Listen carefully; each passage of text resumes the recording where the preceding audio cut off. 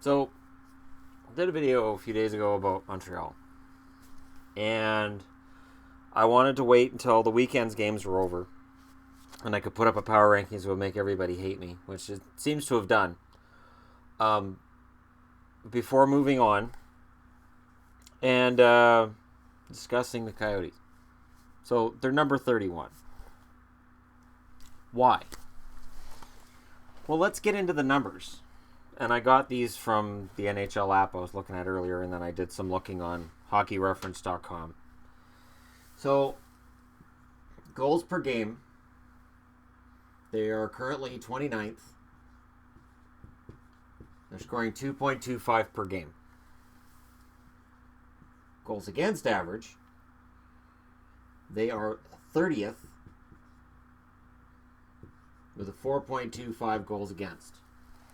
Their average game, they're losing by 2. That's the average.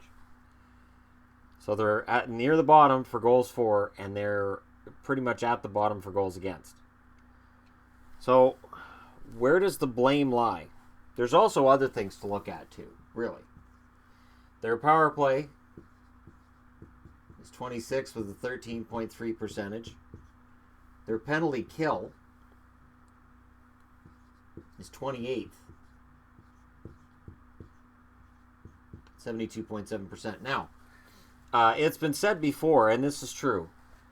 If you add the power play and the penalty kill, you get a percentage in terms of how well a team is playing on special teams. That's 86%. Yeah, 13.3 and 72.7, you get 86. A good number would be 100. Remember, if it's a 20% power play, 80% penalty kill, these numbers are better, and these numbers get better. So overall, it has just been an absolutely miserable start. Now, there's some interesting things here. So Keller, who I don't think anybody in Arizona has a problem with. He's played 8 games, 6 goals, 2 assists, 8 points. He's also had roughly about 19 minutes per game. That's a lot for a rookie. It's a lot. It's a lot of responsibility on this kid. And where things are falling apart with Arizona, I'm going to say right straight off, Ronta's hurt, Doug McLean. Ronta's hurt. So this doesn't fall on Ronta. Let's take a look. Ronta, who needs to make a save.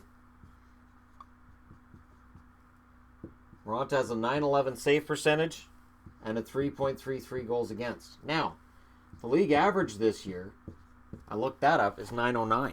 Last year was .915. So if you don't think goaltenders are putting up good numbers this year, you're right. Offense has started to get through goalies again, which is weird because they didn't institute any of the rule changes or changes with goalie equipment that have been talked about.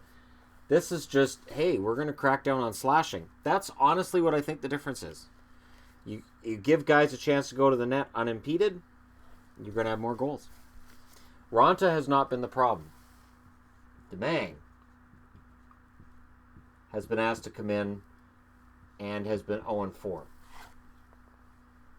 And his save percentage is .868. That's come up. It was lower than that before last night's game. I swear it was. And his goals against is 4.22, which again came down last night. So those are his numbers getting better. Louis Domingue. Oh, that looks like an O. There, that's an I. Fine, I had a seizure while I was writing it, okay? So this is really, it's a perfect storm. So if you're an Arizona fan, if you feel like everything's going against us, it is. Everything's going against the Coyotes. Now, plus minus is a maligned stat. Agreed. Because the only guy with a plus that I found was Luke Schenn. He's a +2. But, before anybody says anything, his average ice time is 12:52 per game. And for a defenseman, that's really low. What that tells me is Luke Schenn is being kept to sheltered minutes. That's why he's a +2. He's not playing the tough opponents. Which is why when you see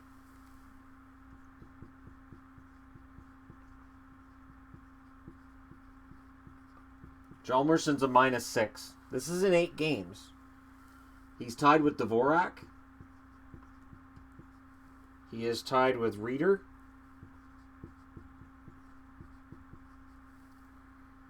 At a -7, Alex Goligoski. And I don't think Goligoski's been particularly effective with the Coyotes in games that I've watched of him. I really don't. I don't know if it's a bad mix or what it is. Hjalmarsson looked really good in Chicago because he was in Chicago. He played a niche role. He's going to be asked to play a larger role in Arizona than he would have been in Chicago. There's more weight on his shoulders. And then, of course, Oliver Ekman-Larsson is a -9 in 8 games. He's on pace for a -90 season. It's not going to happen.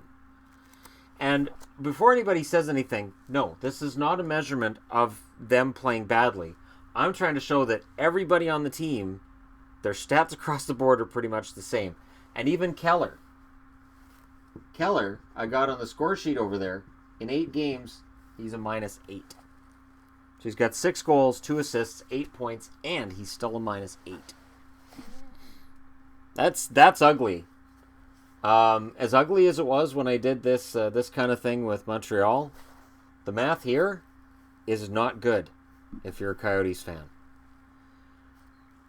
Basically, everybody is contributing to this season being a flop. And I'll say, except Keller, and I'm not going to give any shade to Ekman-Larsson. Unless you're a Coyotes fan and you can say, no, he blew it in said game or this game or that game. The other issue is don't give a roster spot to a guy who's not ready yet and not plan on him not being ready. And I think that was the case with Dylan Strome. And people want to write off Dylan Strome as a bust, and I get it. I totally get it. That's fine. It's not a bust. He's in the minors. But the fact that he had to get sent down, and now Mario Kempe is put in the lineup, they didn't plan on Kempe being in the lineup before this season. They planned on Strome. But they should have a backup. You know, everybody talks about Benning going out in the offseason and signing all these guys for the Canucks and how, it looks stupid. Where are your kids going to play? It's worse to have a kid make the team that's not ready. And last time I looked, Jake Virtanen is not tearing up the score sheet in Vancouver this year. And now there's some whispers about him getting sent back to the American Hockey League. Don't bank on kids before they're ready. Don't rush them to the NHL. And don't give them too much responsibility before they're ready. Keller's been playing great. But the -8 tells me he's being used too much. Plus/minus doesn't tell me if you're good or bad defensively. It tells me collectively how a team is playing.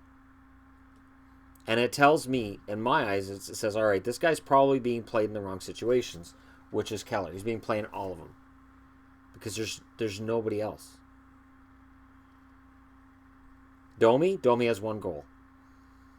Plus/minus isn't bad. I think he's a -3. Duclair, 1 goal. And if Max Domi ends up putting up 10 goals this year, that's not... I don't care. The assists are fine. But Domi needs to score goals because there's nobody else other than Keller. There's nobody. I love Brad Richardson to death. He hasn't scored a point.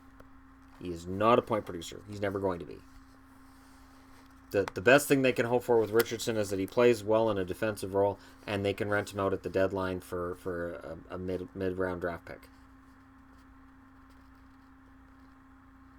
Arizona desperately needs help. Absolutely desperately needs help.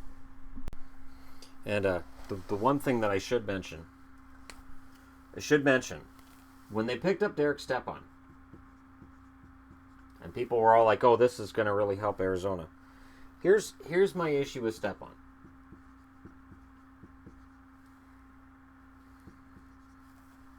He's a -3. There's his face-off percentage. Time on ice is... Oh, this is going to look bad. Okay, 20 minutes and 46 seconds. That's all Stepan. Derek Stepan is a good forward. He's a good second line guy. He doesn't win you games. Not on his own. Stepan and Keller, two of the best offensively producing players on the team. And there's only one in between the two of them. I'm going to be lazy. Max Domi's the other one with 1 goal and 6 assists. Reeder has 2 goals. Fisher has 2 goals. And that's it. 18 goals between all those guys in 8 games. And of the 18 goals, 6 of them belong to Clayton Keller, meaning he's 33% of the goals scored for Arizona. The worst thing is, they're 0-7-1. And to me, this could be a season for the ages. This could be just as bad or worse than what Colorado went through last year. Arizona might be ready to toy with not getting to 40 points. They've got 1 right now. They've got 1. If they play 500 hockey from here, they end up with 75 points. 75 points not only doesn't make the playoffs, it gives you a good shot at the number 1 draft pick. And that's playing 500 hockey. If they're 5 games below, it's 70 points. It's going to be a long year in Arizona. And the worst part is offense, defense, goaltending, special teams, asking too much of players who probably can't produce that, and having guys who are playing sheltered minutes. And I don't think they picked up Shen to play sheltered minutes either. But at 12 minutes a game, yeah. All right, so I apologize to Arizona fans, but it does look pretty bleak to me. Let me know what you guys think in the comment section below. Hit like and subscribe if you're browsing your way through. And let us hope that this is the worst that it gets, and somebody somewhere comes out and saves this. Maybe Strome. No, probably not Strome, but somebody. Thanks for watching. I'll talk to you again soon.